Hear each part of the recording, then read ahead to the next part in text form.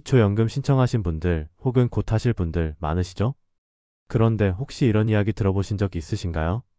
기초연금 신청했다가 세무조사까지 받았다는 이야기 말입니다. 실제로 단순히 연금을 신청했다가 이거 잘못 받으셨습니다 하면서 환수 조치를 당하거나 일부 사례에선 조사 대상자로 넘어가는 경우도 있습니다. 이 나이에 나라에서 주는 혜택 하나 받으려 했을 뿐인데 왜 이런 일이 생기는 걸까요? 우리 노후를 좀 더 편안하게 보내기 위해 받는 기초연금인데 자칫하면 이게 부메랑처럼 돌아올 수도 있는 겁니다. 그래서 오늘 영상에서는 기초연금 신청 전에 꼭 알아야 할 5가지 핵심 포인트, 그리고 실제 있었던 사례, 실수 없이 신청하는 꿀팁까지 하나하나 정확하고 쉽게 풀어드릴 겁니다. 오늘 영상은 총 7가지 순서로 진행됩니다. 1. 기초연금 누가 얼마나 받을 수 있을까? 2. 기초연금 신청하다가 불이익 받는 실제 사례들. 3. 세무조사까지 이어질 수 있는 이유. 4. 신청 전 꼭 확인해야 할 5가지 체크리스트. 5. 가장 많이 묻는 기초연금 궁금증 Q&A. 6. 실수 없이 안전하게 신청하는 꿀팁. 7. 마무리 요약과 꼭 기억해야 할 핵심 정리. 혹시라도 지금 신청 준비 중이시라면 이 영상 끝까지 꼭 봐주세요. 이 영상 한 편이 수십만 원을 지키는 열쇠가 될 수 있습니다. 영상이 도움되셨다면 구독과 좋아요, 알림 설정도 부탁드릴게요. 그럼 본격적으로 시작해볼까요? 과연 내가 받을 수 있는지 기초연금의 기준부터 하나하나 정확히 짚어보겠습니다. 기초연금 많이들 들어보셨지만 막상 내가 받을 수 있는 건지는 헷갈리시는 분들이 참 많습니다. 지금부터 아주 쉽게 설명드릴게요. 기초연금은 기본적으로 만 65세 이상인 어르신 중에서 소득 인정액의 전체 노인 중 하위 70% 이하인 분들께 지급됩니다. 여기서 말하는 소득 인정액은 단순한 월급이 아니라 예금, 부동산, 자동차까지 포함해서 소득으로 환산한 금액을 말합니다. 2025년 기준으로 단독 가구는 소득 인정액이 월 228만 원 이하, 부부 가구는 364만 8천 원 이하일 경우 신청 가능합니다. 단, 공무원 연금이나 군인 연금처럼 직역연금 수급자이거나 그 배우자인 경우엔 기초연금 대상에서 제외됩니다. 이 점은 놓치지 마셔야 합니다. 그렇다면 얼마를 받을 수 있을까요? 2025년 기준으로 단독 가구는 월 최대 34만 2,510원, 부부 가구는 합산 최대 54만 8천 원까지 받을 수 있습니다. 하지만 국민연금 가입기간, 월 국민연금 수령액, 그리고 가구 구성과 소득 인정액에 따라 금액이 감액될 수도 있다는 점 꼭 기억해 두셔야 합니다. 여기서 잠깐, 혹시 나는 예금이 좀 있고 차도 한 대 있는데 괜찮을까? 남편 국민연금도 받고 있는데 나는 받을 수 있을까?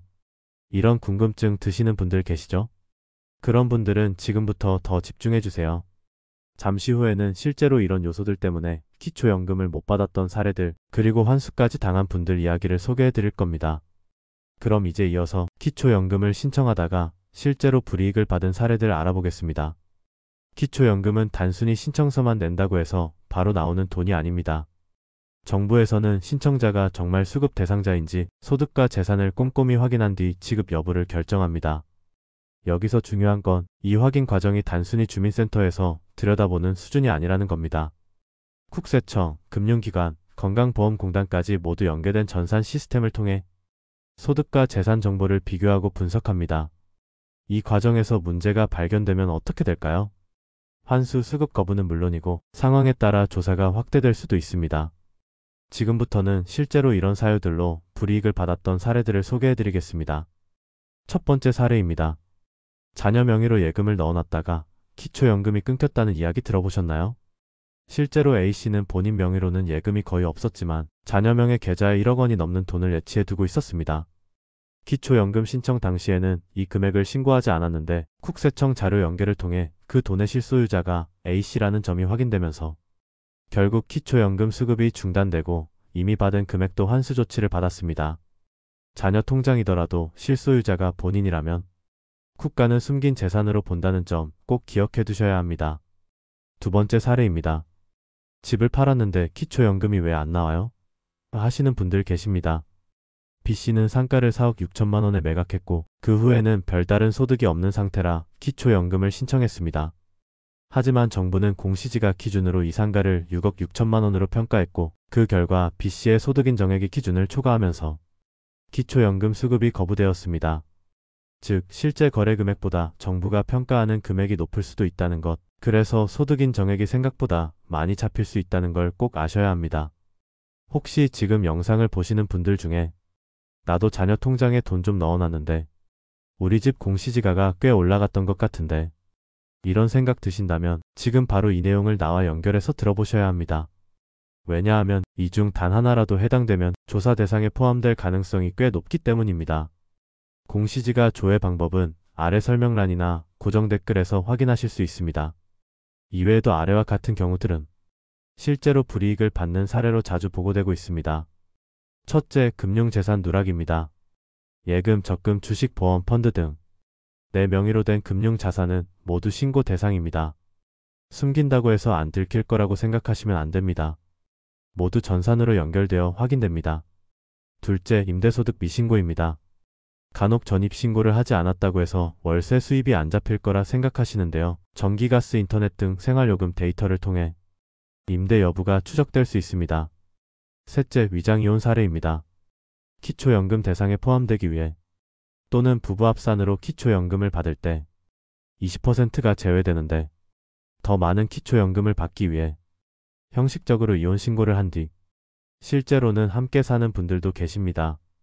이런 경우 정부가 실질 심사를 통해 적발하면 수급 중단은 물론 부정수급으로 처벌될 수도 있습니다. 생각보다 기준이 까다롭죠? 그런데 이건 억지로 깐깐하게 보는 게 아니라 실제 세금과 복지 혜택이 공정하게 돌아가기 위한 시스템이라는 점도 이해하셔야 합니다. 잠시 후에는 이런 문제들을 피할 수 있는 사전 체크리스트 5가지를 정리해서 알려드릴 텐데요. 그 전에 한번 꼭 생각해 보세요. 지금 내 금융자산, 부동산, 소득, 정부가 다 파악할 수 있는 상태인가요? 만약 모르겠다 싶으시다면 다음 내용 꼭 집중해서 봐주셔야 합니다. 기초연금 신청 전에 반드시 확인해야 할 5가지 핵심 체크리스트를 안내해드리겠습니다. 이 내용만 알고 계셔도 대부분의 실수는 피할 수 있습니다. 여기까지 보셨다면 아마 이런 생각이 드실 수 있어요. 아니, 연금 좀 받는다고 세무조사까지 나올 일이야? 충분히 그렇게 느끼실 수 있습니다. 사실 맞는 말입니다. 기초연금 신청자 전원을 대상으로 세무조사를 벌이진 않습니다. 정부도 일일이 조사하기엔 한계가 있죠. 그런데 문제는 자료를 허위로 제출했거나 재산을 숨긴 정황이 뚜렷한 경우에는 단순한 연금심사 단계를 넘어 정밀조사나 국세청 조사로 확대될 수 있다는 점입니다. 실제로 보건복지부와 국세청은 기초연금 심사 과정에서 수집된 자료를 필요시 국세청에 통보하고 그 결과 고액 자산 누락이나 부정수급이 의심되면 세무조사로 이어지는 절차가 열려 있습니다. 여기서 잠깐 난 그냥 신청만 했을 뿐인데 나도 조사받는 건 아닐까? 이렇게 걱정되실 수도 있죠. 다음 3가지에 해당된다면 세무조사 가능성이 실제로 올라간다고 보셔야 합니다. 첫째, 고액 자산 누락입니다. 예를 들어 자녀 명의 통장에 수천만 원을 넣어두고 난 가진 게 없다고 신청한 경우 전산조사에서 실소유 여부가 확인되면 기초연금 환수는 물론 자금 출처 조사까지 이어질 수 있습니다. 둘째, 반복된 신청 오류나 허위 진술입니다. 처음 신청할 땐 괜찮았지만 나중에 추가 조사에서 소득이나 재산이 누락된 사실이 확인되면 단순 실수로 보기 어려워져 조사 가능성이 높아집니다. 셋째, 기초연금과 국민연금을 이중 신청하면서 허위 자료를 제출한 경우입니다. 예를 들어 국민연금 수령액을 낮게 기재하거나 배우자의 재산을 누락한 상태로 신청했을 경우 정부는 이 자료를 위조 또는 은닉으로 판단할 수 있습니다. 이쯤에서 다시 한번 강조드릴게요. 기초연금 신청만으로 세무조사를 받는 경우는 흔하지 않습니다. 하지만 신고 내용이 사실과 다르거나 고의성이 강하게 의심되는 경우에는 충분히 조사로 이어질 수 있습니다. 여기서 중요한 건요, 기초연금이 국가복지인 동시에 공적재정이라는 점이에요. 신청자의 도덕성과 투명성이 요구되는 이유죠. 혹시 지금 보시면서 나는 그냥 소소하게 신청했는데 괜찮을까? 이런 생각 드신다면 잘 보고 계신 겁니다. 왜냐하면 다음에 나올 내용은 이런 문제를 미리 막을 수 있는 사전 점검표, 바로 체크리스트 5가지를 알려드릴 거거든요. 영상 이쯤까지 보셨다면 이미 다른 분들보다 한 발 앞서고 계신 겁니다. 이제부터 소개해드릴 5가지 항목만 기억하셔도 웬만한 실수나 불이익은 피할 수 있습니다. 그럼 바로 기초연금 신청 전 꼭 확인해야 할 체크리스트로 넘어가 보겠습니다. 여기까지 들으셨다면 아마 이런 생각이 드실 겁니다. 그럼 나는 어떻게 해야 안전하게 신청할 수 있을까? 괜히 조사받거나 환수당하지 않으려면 뭘 확인해야 하지? 바로 지금이 가장 중요한 순간입니다. 기초연금 신청 전 딱 5가지만 확인하셔도 대부분의 문제는 미리 예방하실 수 있습니다. 하나씩 쉽게 풀어서 알려드릴게요. 첫 번째, 내 금융자산 총액을 정확히 파악했는가? 기초연금에서는 예금, 적금, 주식, 보험 등 내 명의로 된 모든 금융자산을 기준으로 평가합니다. 그런데 여기서 실수하시는 분들이 많아요. 예금은 한 2천만 원 있는데 이 정도는 괜찮겠지? 이렇게 생각하실 수 있지만 금융자산은 금액 자체보다도 합산 총액이 중요합니다. 그리고 통장 여러 개에 나눠져 있거나 보험에 가입돼 있는 것도 포함됩니다. 실제로 보험 해약 환급금도 금융자산으로 간주되니까 꼭 확인해 보셔야 해요. 두 번째, 임대소득은 모두 신고했는가? 내 명의로 된 집이 있고 누군가 살고 있다면 혹시 월세를 받고 있지는 않으신가요? 임대소득이 적더라도 신고를 하지 않으면 숨긴 소득으로 분류될 수 있습니다. 전입신고 안 돼 있어서 괜찮겠지라고 생각하시겠지만 정부는 전기, 수도, 가스, 인터넷 사용량으로 거주 여부를 추적할 수 있습니다. 한번 걸리면 기초연금은 물론이고 세금도 추징될 수 있다는 점 꼭 명심해 주세요. 세 번째, 차량 보유 여부도 소득에 영향을 미칩니다. 생각보다 많이들 놓치는 부분이 이겁니다. 자동차가 있으면 그 차량의 가액에 따라 일정 금액이 소득으로 환산돼서 소득인 정액에 포함됩니다. 특히 경차나 10년 이상 된 차량은 크게 영향을 주지 않지만 5년 이내 중형차나 고급 차량, SUV는 재산 기준을 초과하게 만드는 요인이 될 수 있어요. 자동차도 단순한 이동수단이 아니라 재산으로 본다. 이 점 꼭 기억해 주세요. 네 번째, 배우자의 소득과 재산도 함께 본다. 이 부분은 조금 억울하다고 느끼실 수 있습니다. 남편 재산인데 왜 내 연금에 영향을 주죠? 나는 아무것도 없는데 왜 부부 합산으로 보나요? 하지만 기초연금 제도는 가구 단위로 심사를 진행하기 때문에 본인이 아무리 소득이 없어도 배우자의 재산이 많으면 기초연금이 감액되거나 아예 탈락할 수도 있습니다. 실제로 나는 받을 수 있는 줄 알았는데 남편 국민연금 수령액이 커서 탈락됐다는 분들 많습니다. 다섯 번째, 자녀 명의의 계좌나 부동산을 내가 관리하고 있지는 않은가? 이게 가장 중요한 항목입니다. 애 이름으로 통장을 만들어놨다. 집은 자녀 이름으로 되어 있는데 사실 내가 살고 있다. 이런 상황 굉장히 많습니다. 하지만 정부는 이런 경우를 명의신탁 또는 은닉 재산으로 간주할 수 있어요. 실제로 수급이 중단되거나 기존에 받은 기초연금을 전액 환수당한 사례도 있습니다. 내 명의가 아니어도 내가 실질적으로 관리하고 있다면 그건 내 재산으로 본다는 점 꼭 기억해 두셔야 합니다. 혹시 이 5가지 중에 하나라도 나한테 해당되는 것 같은데 싶은 게 있으신가요? 그렇다면 지금 이 체크리스트가 나를 살리는 내용일 수 있습니다.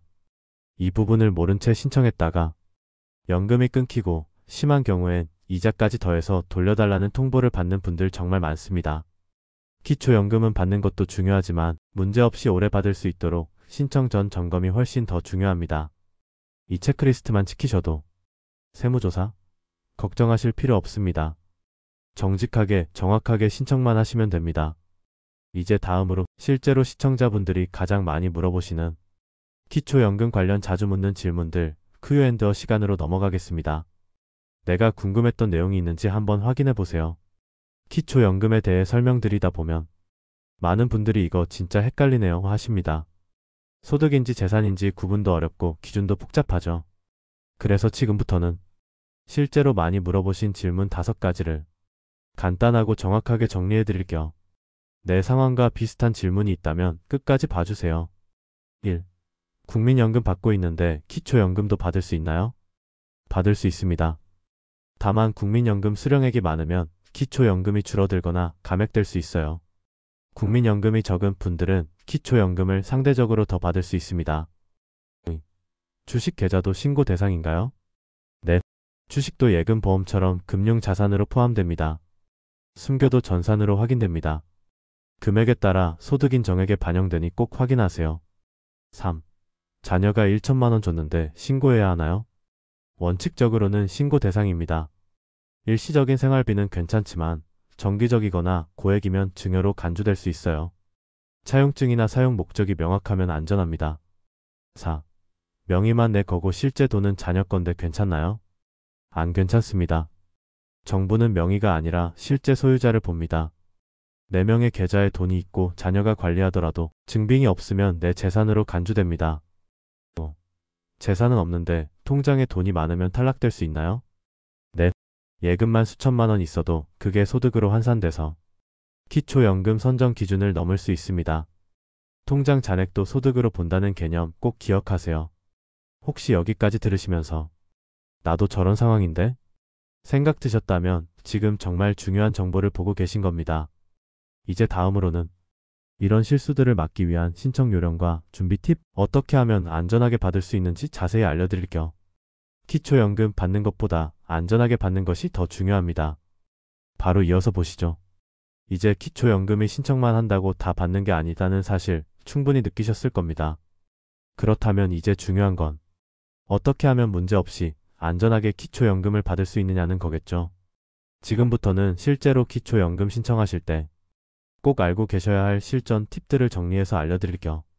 놓치지 마세요. 이 부분은 실수 하나로 몇십만 원 손해가 날 수도 있는 핵심입니다. 첫 번째, 미리 준비해야 할 서류는 꼭 챙기세요. 기초연금은 무조건 신청해야 지급됩니다. 자동이 아니에요. 신청은 주소지 읍면동 주민센터나 국민연금공단 지사에서 할 수 있습니다. 이때 기본적으로 필요한 서류는 다음과 같습니다. 신분증, 통장 사본 연금 받을 계좌, 사회보장급여 제공 동의서 배우자 가족 포함, 가족관계 증명서 필요시, 기타 임대계약서, 보험 내역 등 재산 확인용.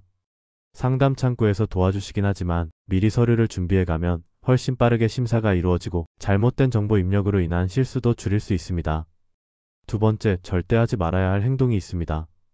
바로 이건 들키지 않겠지 하고 소득이나 재산을 누락하거나 축소해서 신고하는 것입니다. 예금, 보험, 주식, 차량, 임대소득 전부 정부 시스템에서 자동으로 확인됩니다. 신고 안 해도 들키는 구조입니다. 실제로 일부러 숨긴 사실이 나중에 드러나면 이미 받은 기초연금 전액 환수는 물론이고 심하면 국세청 통보 세무조사까지 이어질 수도 있습니다. 아직도 그 정도는 괜찮겠지 하고 생각하신다면 바로 이 부분에서 문제가 생깁니다. 여기서 잠깐 혹시 나는 기준이 애매해서 모르겠다 하시는 분들 계시죠? 그럴 땐 국번 없이 1355 국민연금공단 상담센터로 전화하시면 됩니다. 평일 9시부터 6시까지 통화 가능하고 기초연금 자격과 서류, 본인의 소득 기준에 맞는지 정확하게 상담받을 수 있습니다. 헷갈리면 그냥 물어보는 게 정답입니다. 괜히 혼자 계산하다가 받을 수 있는 것도 못 받는 경우 많습니다. 마지막으로 가족 간 금전거래가 있을 경우 반드시 차용증을 작성해 두세요. 예를 들어 자녀가 부모에게 돈을 이체해줬을 때 그게 단순한 용돈이 아니라 빌려준 돈이라면 반드시 차용증 형태로 남겨두는 게 안전합니다. 왜냐하면 기초연금 심사나 국세청 조사에서 그 돈이 증여인지 빌린 돈인지 불분명하면 증여로 추정될 수 있기 때문입니다. 특히 자녀 통장에 부모님 재산을 넣어두거나 부모 명의 통장을 자녀가 관리하고 있다면 정부는 이걸 명의신탁 또는 재산 은닉으로 해석할 수도 있어요. 그러니 자녀와의 금전거래는 증빙을 남기는 습관 꼭 필요합니다. 혹시 자녀 통장에 돈 넣어두셨거나 부모 명의로 예금해둔 게 있으시다면 지금이라도 정리하세요. 의도는 선하더라도 제도 안에서는 불이익이 될 수 있습니다. 차용증 예시나 무료 양식은 아래 설명란이나 고정 댓글에서 확인하실 수 있습니다. 기초연금은 어렵게 쌓은 내 노후 혜택입니다. 실수 하나로 몇 년치를 잃는 일 없도록 해야 합니다. 이제 마지막으로 오늘 내용을 정리하고 기억해야 할 핵심만 한 번에 정리해 드릴게요. 끝까지 보시고 안전하게 신청하시기 바랍니다. 지금까지 영상 보시느라 정말 고생 많으셨습니다. 아마 지금 머릿속에 내가 기초연금을 받을 수 있는 건지 아니면 뭔가 놓치고 있었던 건지 정리해보고 싶은 생각 드실 겁니다. 그래서 지금부터는 오늘 영상에서 꼭 기억하셔야 할 핵심 내용 3가지만 깔끔하게 정리해드리겠습니다. 첫째, 기초연금은 신청자 책임하에 철저히 조사됩니다. 나이만 넘었다고 자동으로 받는 제도가 아닙니다. 신청자의 소득과 재산은 국세청, 금융기관 자료로 정밀하게 확인됩니다. 둘째, 정직하게 신고하면 문제 없습니다. 문제는 대부분 재산을 숨기거나 이 정도는 괜찮겠지 하는 안일함에서 시작됩니다.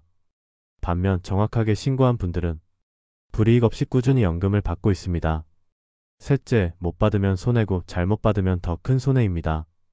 기초연금은 정당한 권리지만 제대로 알지 않고 신청하면 환수, 탈락, 심하면 세무조사까지 이어질 수 있습니다. 그리고 신청 이후에도 정부는 정기적으로 재조사를 합니다. 처음부터 정직하고 정확하게 준비하는 것, 그게 가장 안전한 길입니다. 여기까지 시청하신 분들 진심으로 감사드립니다. 이 영상 하나로 정말 중요한 걸 알게 됐다 생각되셨다면 좋아요와 구독, 알림 설정 꼭 부탁드립니다.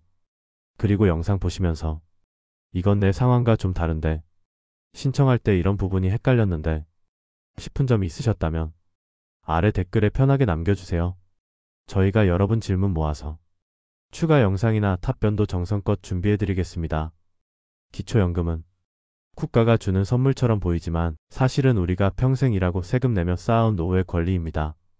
그 소중한 권리를 실수 없이 걱정 없이 잘 받으실 수 있도록 앞으로도 계속 도움이 되는 정보로 찾아뵙겠습니다. 오늘 영상 끝까지 함께 해주셔서 감사합니다. 건강하고 든든한 노후 응원하겠습니다.